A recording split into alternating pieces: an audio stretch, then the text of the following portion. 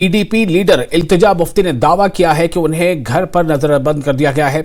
इल्तिजा मुफ्ती का कहना है कि उन्हें हर साल गैर कानूनी तरीके से नजरबंद कर दिया जाता है। इल्तिजा मुफ्ती का कहना है कि अगर कश्मीर इतना ही नॉर्मल है तो फिर ऐसा क्यों किया जा रहा है।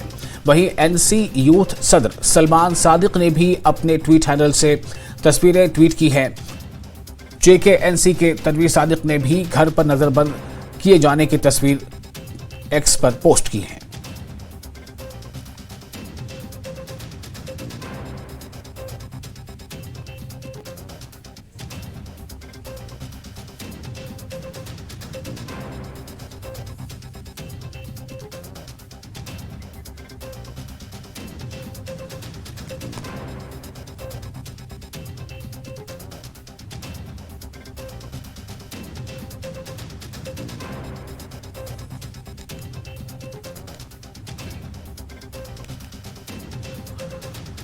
तो ये आप तस्वीरें देख रहे हैं। पीडीपी लीडर इल्तिजा मुफ्ती ने दावा किया है कि इन्हें घर पर नजरबंद कर दिया गया है। इल्तिजा मुफ्ती का कहना है कि उन्हें हर साल गैर कानूनी तरीके से नजरबंद कर दिया जाता है।